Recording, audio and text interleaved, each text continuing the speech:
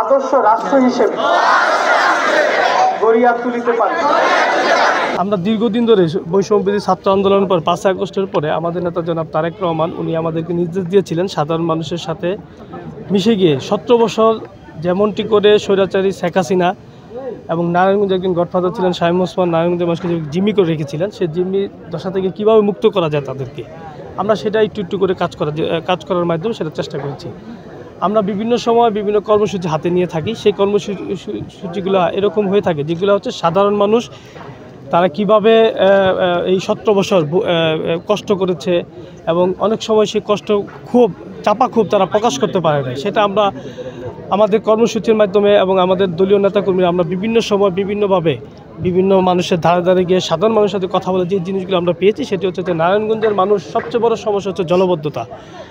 এই জলবদ্ধতার কারণে মানুষ সঠিকভাবে চিকিৎসা নিতে পারছে না এবং চিকিৎসা করেও সে চিকিৎসার ভাবে সুস্থ হতে পারছে না, শুধুমাত্র একটি কারণ, সেটি হচ্ছে যে আমরা আজকে যে এই কল্যাণী খাল, তারপরে এই কল্যাণী খালটা এমন একটি অবস্থা, এনায়তনগর, ফতুল্লা, কুতুবপুর, কাশীপুর এই 4টা ইউনিয়নের পানিগুলা জমে ময়লা হয়ে এখানে এমন একটি অবস্থা হয়েছে বর্তমান সিচুয়েশন, যেটা যেমন প্রত্যেকটা ঘরে ঘরে চিকুনগুনিয়া ডেঙ্গুর প্রকোপ হয়েছে, যেটি কিনা এখন সাধারণ মানুষ এমন একটি জায়গা হচ্ছে প্রতিদিন আপনার হারে 10 জন করে মারা যাচ্ছে।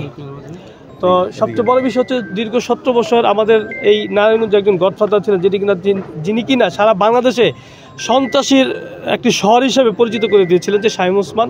তিনি নারায়ণগঞ্জে বিভিন্ন প্রতি বছর বৃষ্টি হলে জলবদ্ধতা হলে সে কোমর পর্যন্ত পানি নেমে এসে পানিতে নেমে বলে যে আমি খেলা হবে, আমরা খেলতে এসেছি, আমরা খেলবো। কিন্তু তিনি এই খেলাই খেলেন যেই খেলা কিনা মানুষ দুর্ভোগে হয়, যেই খেলা কিনা মানুষের মৃত্যু ঘটে, সেই খেলায় তিনি খেলেছেন। তিনি মুখে মুখে খেলা হবে যে শব্দটি করেন সেটি হচ্ছে তার আনন্দ উপভোগ করে, মানুষ মরলে তার ভালো লাগে।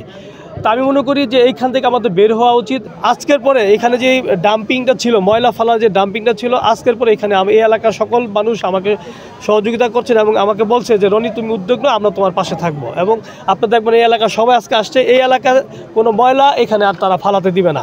সিটি কর্পোরেশন ময়লা এখানে এসে ফালা, দেখেন আমরা কতটা মানে দুর্ভোগের ভিতরে আছি, আমাদের বুকের উপরে এসে ময়লা ফালাচ্ছে। মানে আমরা একটা কিট পর্যায়ে চলে গেছি যে এনায়তনগর ইউনিয়ন, কাশীপুর ইউনিয়ন, বক্তব্য ইউনিয়নের মানুষের একটা কিট, এই এলাকায় আমরা ময়লা ফেলিয়ে যাবো, এই এলাকায় কেউ কিছু বলবে না। তো শহরের ময়লা এখানে ফালাবো না, শহরের ময়লা শহরে ফালাক, অনেক জায়গা আছে ময়লা ফালানোর, কিন্তু সিটি কর্পোরেশন ময়লা তারা এখানে এসে ফালাচ্ছে। কতটা আমরা মানে খারাপ অবস্থা থাকলে অবস্থায় যাই। আমি সোশ্যাল মিডিয়ার মাধ্যমে আপনাদেরকে ধন্যবাদ জানাচ্ছি যে এই খাল নিয়ে আপনারা অনেক কাজ করেছেন।